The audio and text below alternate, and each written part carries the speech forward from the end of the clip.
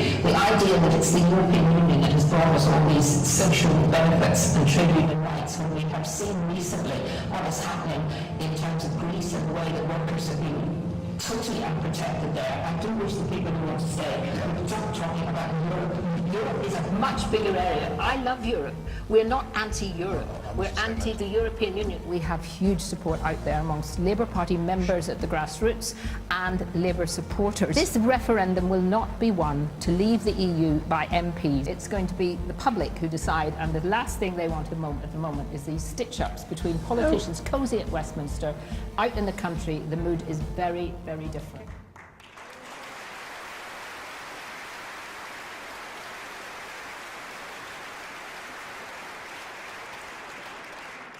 Ladies and gentlemen, a woman who has campaigned against our membership of the European Union for many years, a great lady indeed.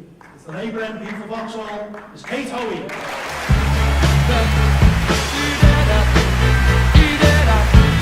That's okay. It's the terror of knowing what this world is about. Watching some good friends scream, let me out tomorrow. Well, good evening, Bolton. It's nice to be up north from London, although I'm actually originally from Northern Ireland, just over that way, or that way, I'm not quite sure. It's very nice to be here, and I think I'm probably what would be seen as the Labour rose between the two UKIP thorns. I think I can say that, can't I, Paul? You won't mind. But it is great to see so many people out here today, and I have been someone who, for a very long time, have been what I call the Euro realist, an EU realist, but sometimes known as an EU skeptic. And I voted against joining back in, staying in 1975, and I voted against Maastricht, lost my job on the front bench of the shadow opposition team at that time, which wasn't a huge upset to me at the time. And I've voted against every single act in Parliament that I could possibly do in terms of trying to get our relationship with the European Union changed. I want to start just by saying how absolutely, and maybe from a Labour politician they might sound strange, but how genuinely disappointed I've been with the Prime Minister. When he made his speech, the Bloomberg lecture, and said he wanted fundamental change, do you remember that? He actually said he wanted fundamental change in our relationship with the European Union. I, perhaps a little bit naively, believed him. I really did think, I remember watching it and thinking, great, you know, this is really, we are going to see something here. Well, we know how little we saw, we know how little he asked for. He didn't ask for anything to do with fisheries, agriculture, getting power back over all the things that have gone away. He asked for absolutely nothing, and he got even less back. And I do think that the Prime Minister now has lost the confidence of millions of Conservative voters over his broken promises on the EU. Every single promise he made to fundamentally reform the anti-democratic EU has been broken. And I think his behaviour in the past few weeks has been absolutely deplorable. And it's not just... And it's not just damaging the Conservative Party, which as a Labour MP I shouldn't be too worried about, and I'm sure there are very good Conservatives here as well who are deeply disappointed. But it's, to me, what is absolutely crucial about what he's been doing is that it is actually undermining completely, making people lose even more faith in politicians keeping their word.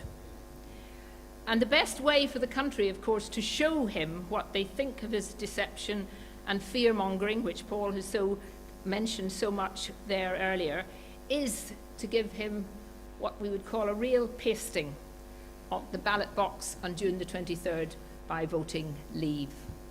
Let us...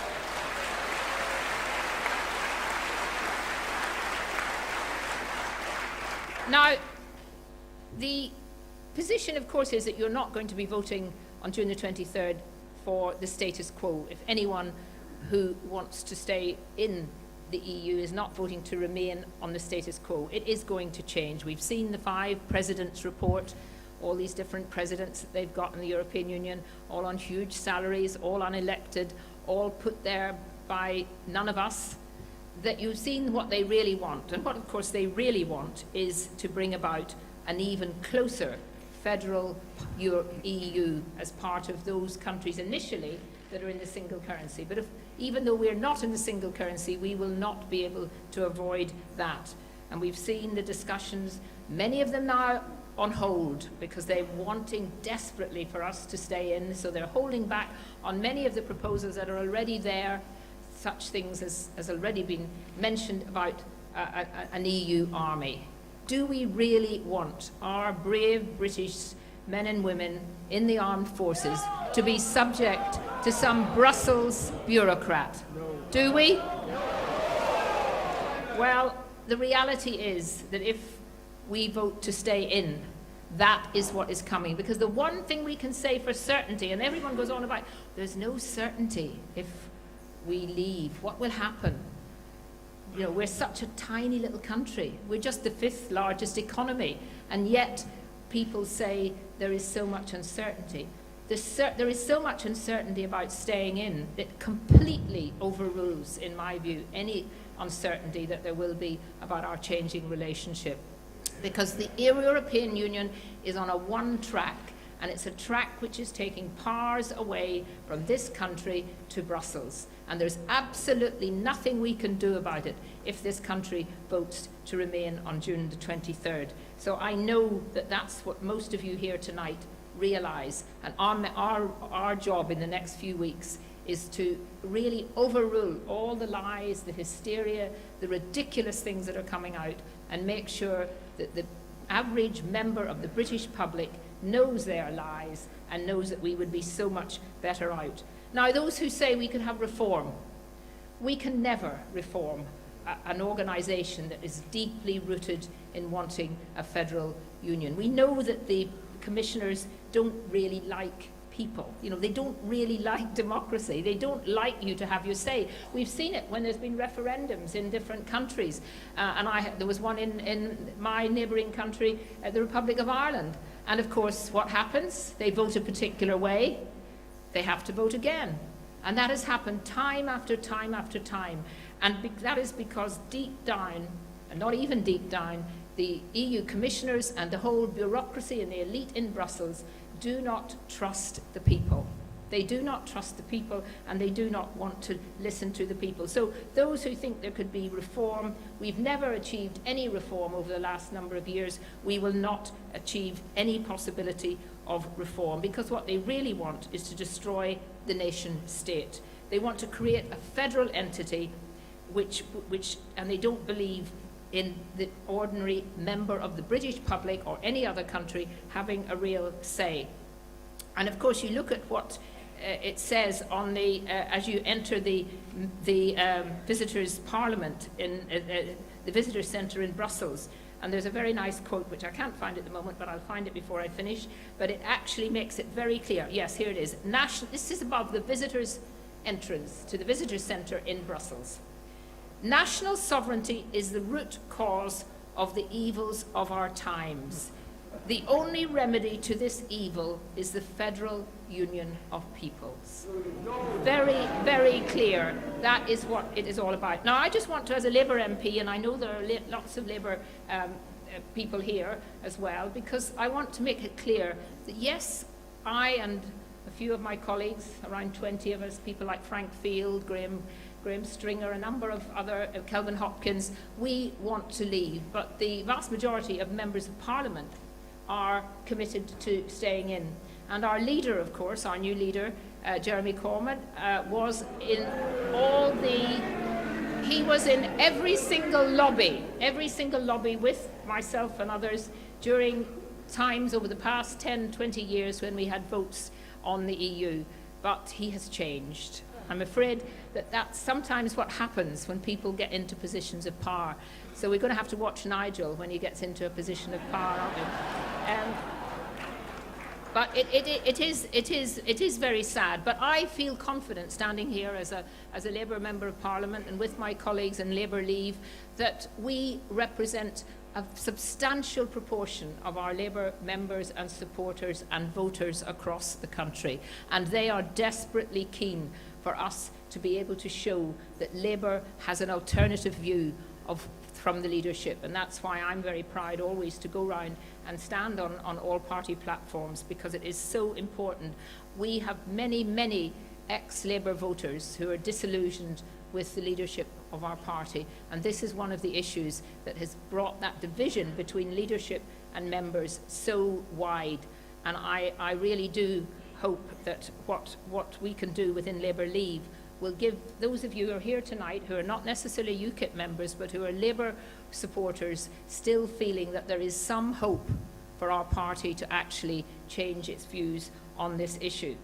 I just want to say as well, of course, that the important thing is that the social Europe, which is why Labour became a very pro-EU party, is no longer there. You just need to look at Greece, what happened to the trade unions in Greece, to the workers' rights in Greece, to the end of collective bargaining. All of these things have made it very clear. And, you know, this was warned by the great Labour stalwarts, and I'm sure many of you remember very closely people like Michael Foot and Peter Shore and Barbara Castle, who so proudly stood up against us joining the common market way back in 1973, and Hugh Gateskill, who believed strongly that sovereignty and self-government were really things worth defending, and they would be saying exactly that today. And Tony Benn, who many of you may not have agreed with on a lot of other issues, on this issue he made all the warnings of what would happen, and he was absolutely right. But I think we look at you know, the unions making demands over things like public ownership, and very often all of those are incompatible with EU laws, which are designed to let market forces rip. It's a neoliberal European Union. It wants to work with the multinationals and the global corporations, and that's why they're trying to get this TTIP. You've all heard of TTIP, the Transatlantic Trade Partnership, which undoubtedly, if that goes through, would mean that our National Health Service was threatened, would undoubtedly mean that our public services would be threatened. And what is so surprising to me and disappointing is that anyone on the left who can oppose TTIP cannot see that the logic has to be to get out of the anti-democratic EU. That is where the left should be campaigning, and those of us who are on the left and are campaigning, and there are some trade unions who are doing great work on this, know that the only way to avoid this neoliberal agenda of the EU, which will destroy workers' rights, which is already driving down wages with free movement, these are the kinds of things that we have to get across to the public before June the 23rd. That this is somehow presented by the media. They love to present it as all being this great right-wing conspiracy. You know that's not true. We have to make sure that people out there know that that's not true. And that leads me on really to what we can do. What can we do? We've only got a month left. We've had all this ridiculous lies thrown at us. We've got a media sometimes which you do feel, in terms of television media, is slightly biased. I use the word. I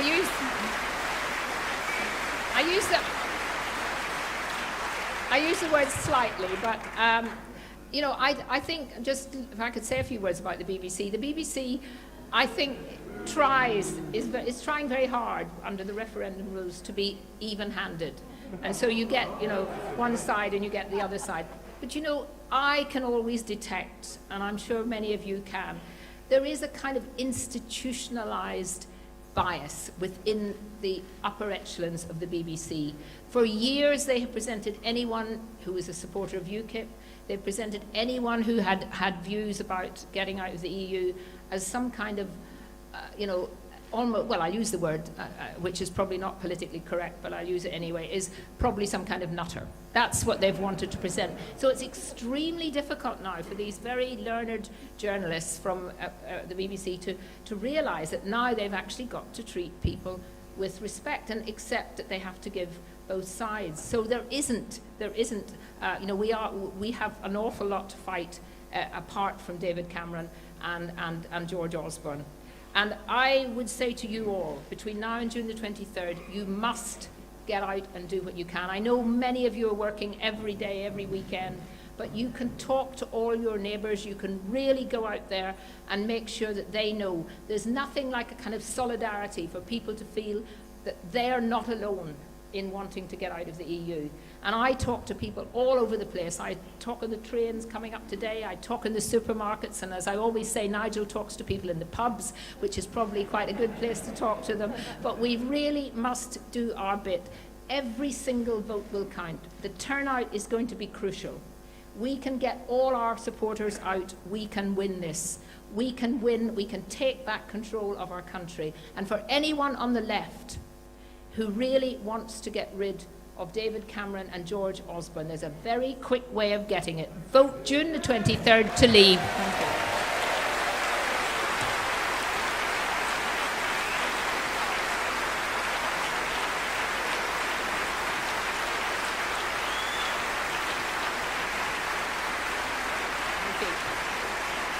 Thank you for that. Thank you very much. Thanks.